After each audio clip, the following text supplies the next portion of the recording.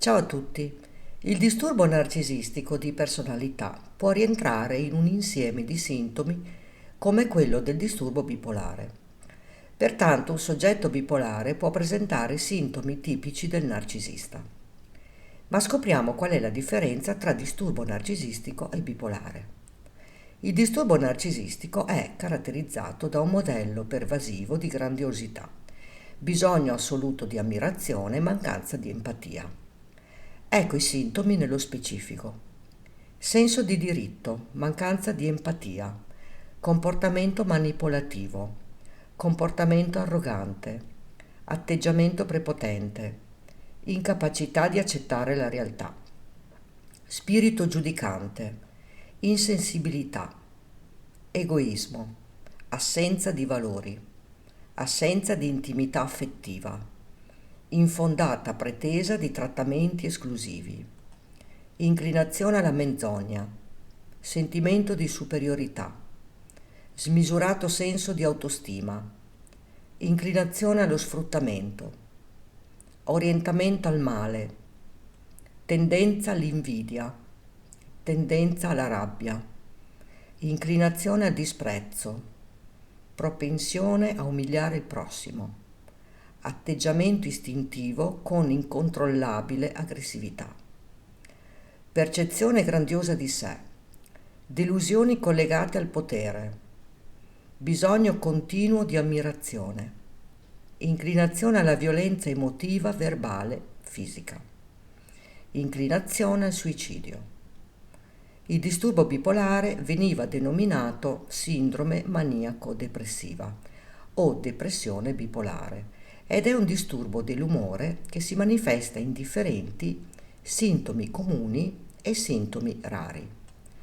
Ecco nello specifico i sintomi comuni: angoscia, aggressività, disturbi del sonno, catalessi, spossatezza, depressione, diminuzione del desiderio sessuale, euforia, delirio, disturbi dell'umore, difficoltà di concentrazione, forte irritabilità, tendenza nevrotica a vagare da un posto all'altro, esaltazione dell'umore, riduzione delle manifestazioni facciali spontanee, impulsività, irrequietezza, logorrea, paranoia, sonnolenza, nervosismo.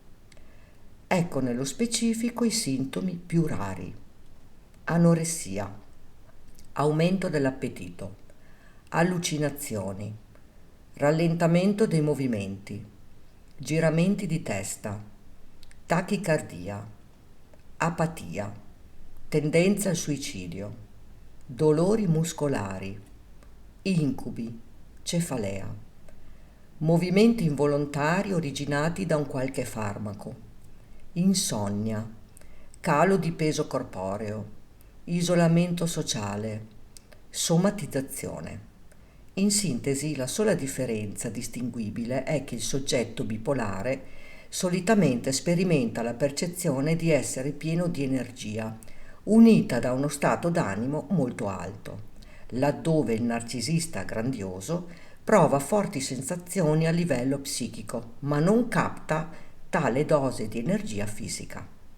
Tuttavia si possono riscontrare casi di psicosi correlati al disturbo bipolare, che potrebbero implicare atteggiamenti narcisistici come ad esempio uno sviluppo dei livelli di energia molto alta, stadi di fiducia, sensazioni di sé grandiosi e senso di autoimportanza.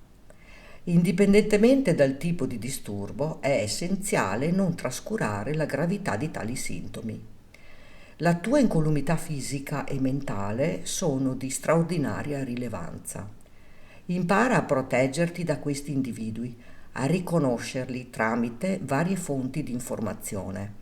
Non lasciarti sopraffare da simili contesti, poiché non porterebbero nulla di buono nella tua vita. Noi tutti siamo nati per essere felici e questo è possibile se si prende coscienza dei propri schemi mentali, che divengono una componente della nostra personalità e del nostro buonsenso. Iniziamo con il comprendere chi siamo realmente e quali sono i nostri limiti. Rimanere in armonia con se stessi vuol dire tenere in considerazione le nostre necessità, i nostri sogni e i nostri ideali. Scegli di vivere anziché sopravvivere. E tu cosa ne pensi? Racconta qui sotto nei commenti. Ricordati di iscriverti al canale e di attivare la campanella, così potrai ricevere le notifiche dei nuovi video. Grazie per avermi seguita.